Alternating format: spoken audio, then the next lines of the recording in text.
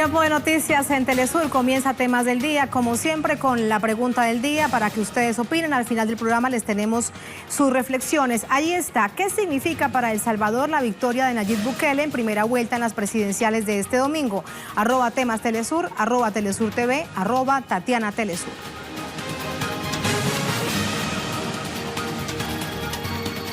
Así entramos en materia. El pueblo venezolano recuerda este lunes la frase "por ahora", expresada por el comandante Hugo Chávez durante la rebelión cívico-militar de 1992, estableciendo así el Día de la Dignidad Nacional.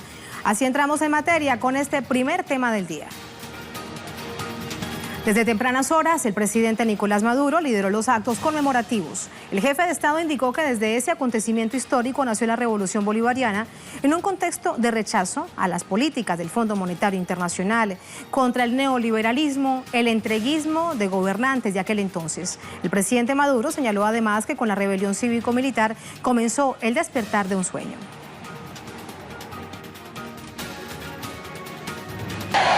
27 años en un camino de redención nacional. Aquí empezó todo, el despertar.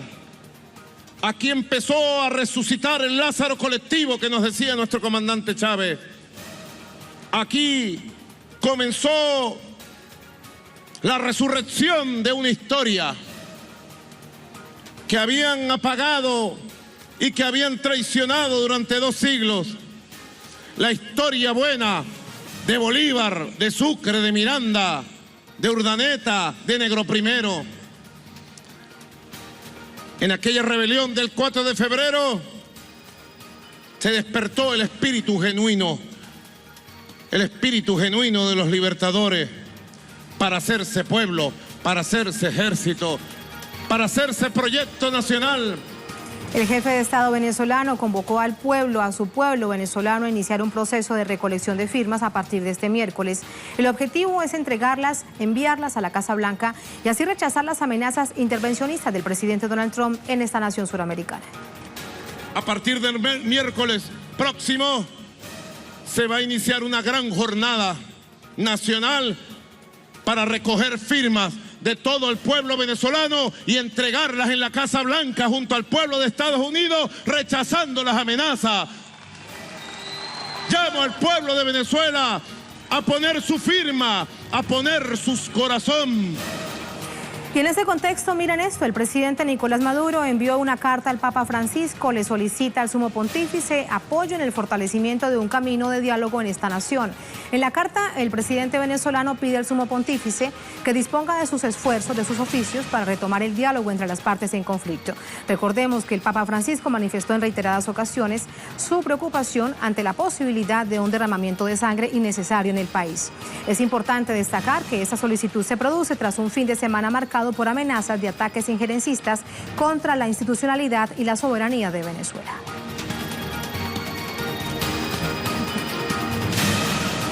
Una jornada cargada de actividades, una de ellas en la Plaza Bolívar de Caracas, la capital suramericana, con Luis Tavera que nos amplía. Luis. Así es, muchas han sido las piezas que ha denunciado desde el gobierno de Venezuela a lo que ha calificado como un plan que busca desestabilizar el modelo socialista, desestabilizar las políticas que han obtenido los venezolanos durante estos últimos 20 años de revolución.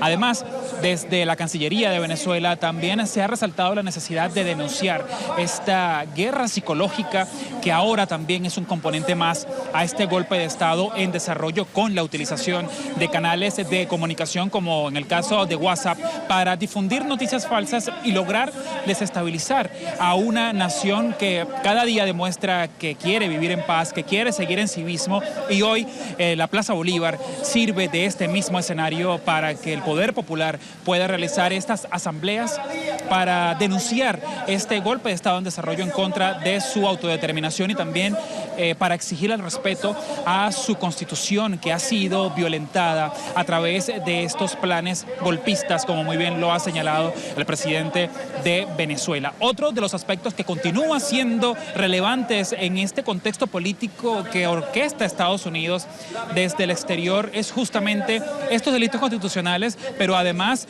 buscar a través de los medios de comunicaciones vender a una nación enfrentada, vender a una Venezuela en llamas, cosa que los venezolanos han demostrado durante estos últimos días, este civismo, esta cotidianidad y esta necesidad de mantener este escenario en paz. Ya lo veíamos en estos últimos días, en estos días de movilizaciones por parte de los seguidores de la oposición y también por parte de las fuerzas chavistas, donde se mantuvo el civismo, se mantuvo esta adhesión al derecho que tienen los venezolanos para realizar cualquier clase de manifestaciones, siempre y cuando se mantenga este respeto a la paz. El presidente de Venezuela, ante todo este escenario, decía hoy que va a organizar unas jornadas para recolectar firmas de todos los venezolanos que quieran denunciar estas intenciones de injerencia y estas intenciones de robo al ojo internacional que ha develado a Estados Unidos con el bloqueo, con la intención de bloquear las cuentas financieras de la estatal petrolera PDVSA, que es el músculo principal económico de esta nación, y que justamente esto es un aspecto que los venezolanos tienen esta inquietud, que Estados Unidos por un lado dice que necesita ayudar a los venezolanos a recuperar la democracia, pero por el otro lado mantiene sanciones que buscan ahogar a los venezolanos en esta denunciada guerra económica que tanto han denunciado los venezolanos y tanto ha traído consecuencias para este contexto en el cual viven hoy los venezolanos. Luis, gracias. Estos son los hechos coyunturales. Vamos a ir hacia atrás y recordar las consecuencias que originaron este momento histórico. Entre 1986 y 1998, el poder adquisitivo se deterioró en más de un 52%, lo que generó una situación difícil para los venezolanos, como se expresaba en un alto nivel de pobreza. La inflación llegó a superar niveles de más del 100%, ocasionando el derrumbe de sueldos y salarios.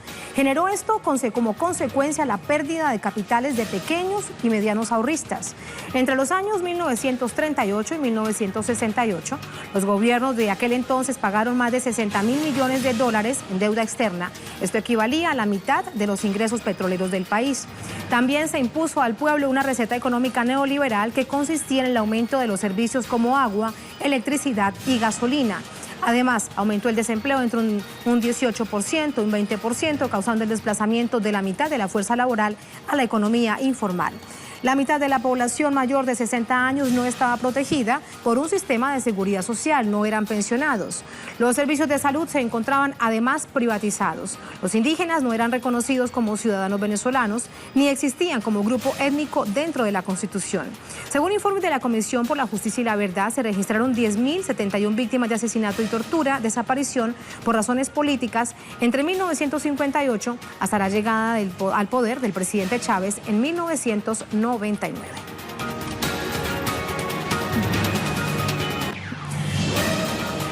Y en el marco de estos hechos históricos, más situaciones coyunturales. En ese contexto hay pensadores e intelectuales de distintas partes del mundo en Venezuela, en el marco de un encuentro Somos Venezuela que se registra en Caracas. Durante la actividad, el ministro de Exteriores, lo ven ustedes en pantalla, Jorge Arriaza, resaltó que a partir de esta fecha, el pueblo venezolano inició junto a Hugo Chávez la lucha contra el imperialismo estadounidense y los intereses económicos en la región de América Latina. También denunció las declaraciones del presidente Donald Trump en las que afirma que no descarta una intervención militar en la nación caribeña. Tras el pliegue de algunos gobiernos europeos a este plan golpista estadounidense, donde llaman al desconocimiento del presidente Maduro, el canciller manifestó que dicha acción no tomó a su país por sorpresa. Y así como le correspondió a Bolívar ser ese alguien hace 200 años y le correspondió a Chávez ser ese alguien desde 1992 en adelante, le corresponde hoy a Nicolás Maduro, le corresponde hoy al pueblo venezolano plantarse firme ante Donald Trump y decirle: no, Trump, aquí en este país tú no vas a hacer lo que te dé la gana. También decía esto el canciller de Venezuela ante los constantes ataques contra las instituciones y los intentos de violación a la soberanía. Decía Arriaza, el papel del pueblo venezolano es histórico. Y así como le correspondió a Bolívar ser ese alguien hace 200 años y le correspondió a Chávez ser ese alguien desde 1992 en adelante, le corresponde hoy a Nicolás Maduro, le corresponde hoy al pueblo venezolano plantarse firme ante Donald Trump y decirle: no, Trump, aquí en este país tú no vas a hacer lo que te dé la gana.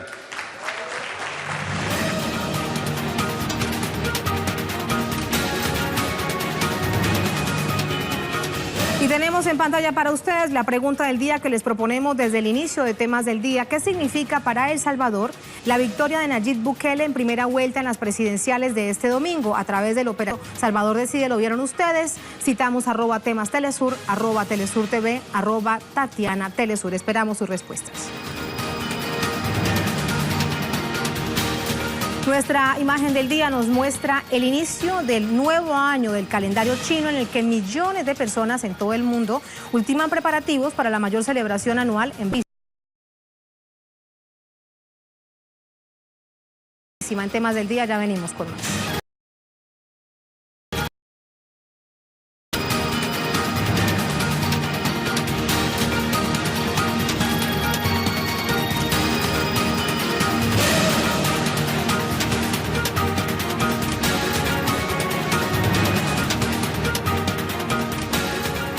Volvemos con más temas del día. Para presentarle nuestro segundo tema del día, lo desarrollamos en clave electoral.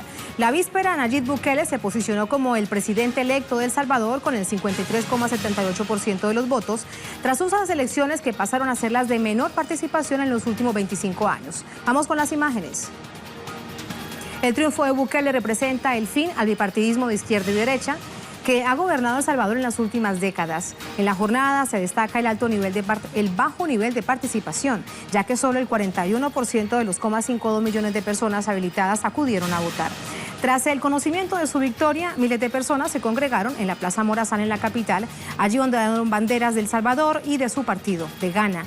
El candidato por el Frente Farabundo Martí para la Liberación Nacional, Hugo Martínez, del FMLN, aceptó los resultados electorales. Y esperamos que esta decisión que ha tomado el pueblo salvadoreño sea tomada con humildad por todos los contendientes. Nosotros la tomamos con humildad. Y nosotros vamos a seguir revisando, rectificando, corrigiendo, pero sobre todo vamos a seguir a la par del pueblo, que es a quienes nos debemos y quien nos ha reclamado cercanía. Vamos ahora hasta San Salvador con nuestro enviado especial, Jorge Gestoso. Hola Jorge, ¿cómo se desarrolla este día postelectoral? Muchas gracias. Al día siguiente de su aplastante victoria electoral, el virtual presidente electo Nayib Bukele enfrenta ahora el primer desafío, y es lograr la aprobación, la gobernabilidad del país con una asamblea que no tiene la mayoría y que depende justamente de sus posibles alianzas para, por ejemplo, hacer aprobar el presupuesto nacional del año 2020. Estamos en un país en donde es la economía dolarizada y los ingresos pueden venir o de la recaudación o de los préstamos de la banca. En ambos casos, en manos de la oligarquía que ha controlado este país por lo menos las últimas 3 décadas. Es decir, la oligarquía debe 1/3 del presupuesto nacional en impuestos. La recaudación fiscal, 1.800 millones de dólares, todavía se calcula que es la evasión fiscal, que la practican precisamente las empresas de la derecha. Y los bancos también están en control de la derecha, especialmente del partido Arena. De allí que conseguir fondos para sus programas, por ejemplo, de reforma educativa o de reformas de salud podría ser su gran desafío. Por el otro lado, lo que se está viviendo el día de hoy, al día siguiente de esta aplastante derrota de paliza, como se ha dado en el caso de los dos partidos tradicionales, Arena y el FMLN, están ya en el periodo de reflexión, de análisis de qué pasó, lo que pasó y por qué pasó lo que pasó, para entonces tratar de reinventarse, readecuarse entonces a las nuevas realidades del país.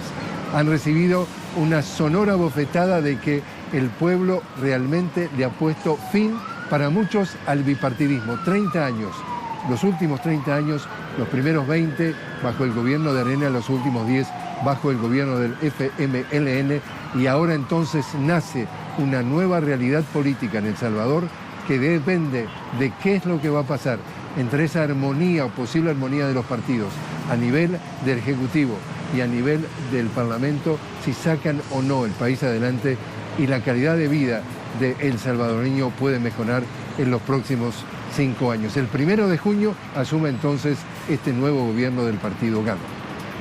Volvemos contigo a estudios. Gracias, Jorge. Ahí está la visión, el panorama postelectoral. Revisamos ahora las más recientes cifras de la máxima autoridad electoral, del TSE. Según cifras de este órgano electoral, Nayib Bukele, por el partido Gana, lidera el primer lugar con 53,78% de los votos, ya virtual ganador en primera vuelta. En tanto, en segundo lugar se ubica el candidato de la Alianza Republicana Nacionalista Arena, Carlos Callejas, con 31,62% de los votos. Continúa en tercer lugar Hugo Martínez por el FMLN, el Frente Farabundo Martí para la Liberación Nacional, obtuvo 13,77% de los votos. Por último, el candidato evangélico Josué Alvarado con 0,81% de los votos.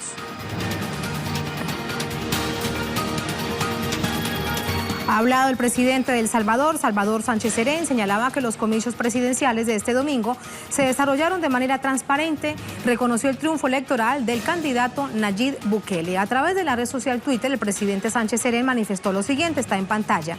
El pueblo ha conocido de manera oportuna y transparente los resultados oficiales de las elecciones presentados por el Tribunal Supremo de El Salvador. Felicito al presidente electo, @Nayib Bukele, y le deseo éxitos.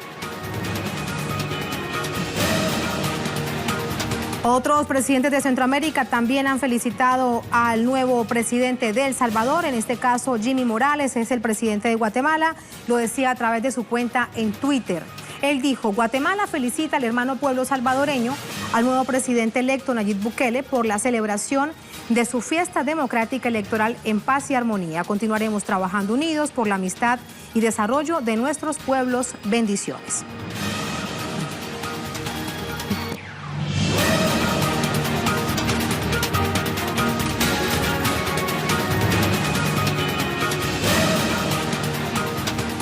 En temas del día hay otros asuntos que son noticia, lo dicen nuestros corresponsales. Pablo Pérez desde México. Alrededor de 4.000 centroamericanos en la caravana migrante 2019 están a la espera de visas humanitarias en la frontera entre Guatemala y México, mientras 2.000 inician trayecto desde Tapachula, Chiapas, esto también es en México, así lo dice Pablo Pérez García. Pues sí, aproximadamente 2.000 migrantes centroamericanos que hasta el día de ayer pernoctaron en Tapachula, Chiapas, al sur de México, abandonaron esta ciudad para dirigirse hacia Huixtla. Continuar su ruta hacia el norte son los primeros pasos. Este contingente ha sido muy cerca de uno de aproximadamente 3.500 centroamericanos que estuvieron, en el puente fronterizo entre Tecún Umán, Guatemala y Ciudad Hidalgo, Chiapas, esperando la regularización, la obtención de estas visas humanitarias que está otorgando el gobierno de México como parte de la estrategia migrante 2019, de acuerdo a los acuerdos firmados en Marrakech. Y también hay otro contingente grande, recordemos que había más de 2.049 personas en el albergue del Estadio Jesús Martínez Palillo, aquí en la Ciudad de México, que también partieron rumbo al norte, pero ahora no hacia Tijuana, sino hacia Monterrey, Nuevo León. Esto es en la costa del Golfo, es otra ruta más corta, también cuenta con sus dificultades, y lo que expresan la mayoría de estos migrantes es que no todos tienen la intención de pasar a Estados Unidos, sino establecerse en las zonas del norte del país, en donde hay más alternativas laborales, para así mismo encontrar un trabajo y una manera de llevar a cabo una vida digna que se les ha negado en sus países de origen. Hay más noticias ahora desde Siria, desde Damasco, nuestro corresponsal Hisham Wanous. El canciller ruso afirmó que continúa el trabajo para formar la comisión de discusión de la Constitución de Siria y que paralelamente a la guerra contra el terrorismo hay un proceso político en curso copatrocinado por Rusia, Irán y Turquía para superar la crisis en el país, en Siria. Cerramos este recorrido con Ayara Tardo desde El Cairo, nos habla de Palestina. Palestina e Israel aumenta la presión y el bloque bloqueo contra la Franja de Gaza con la construcción de una nueva barrera fronteriza en ese territorio. El primer ministro de Israel, Benjamín Netanyahu, aseguró que iniciaron el domingo el muro que tendrá una longitud de 65 kilómetros.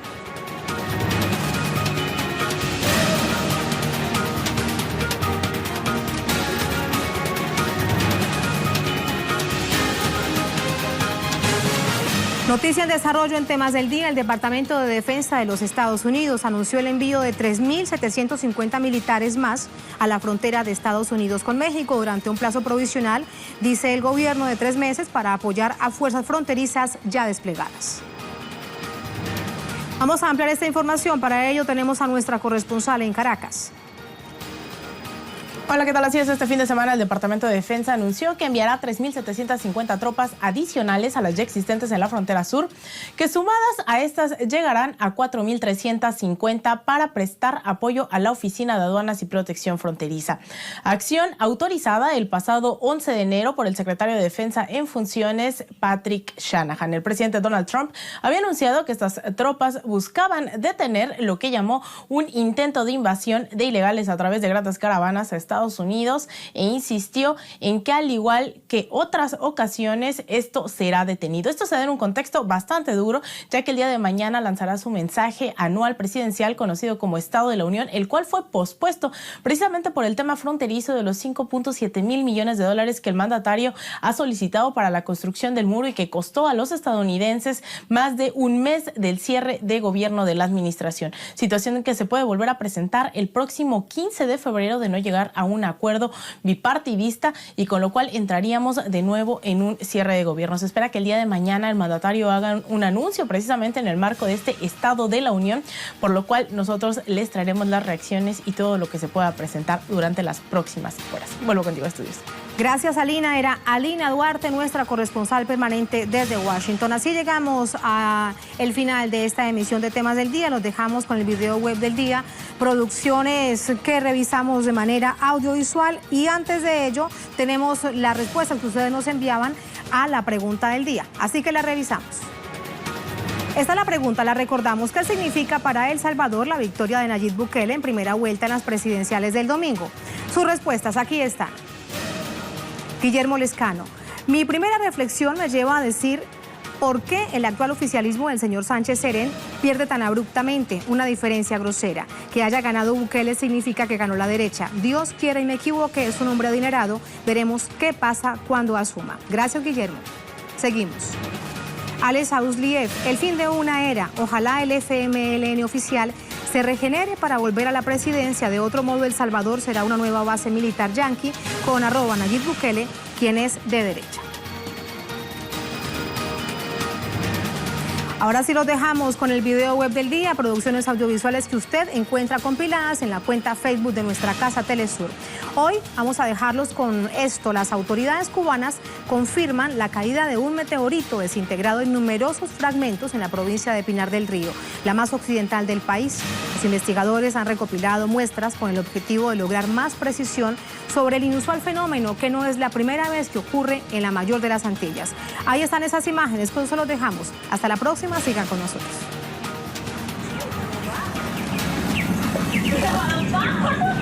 Oye, por lo vi yo, que la luz me volvió loco. ¿Y esta luz quién está soltando?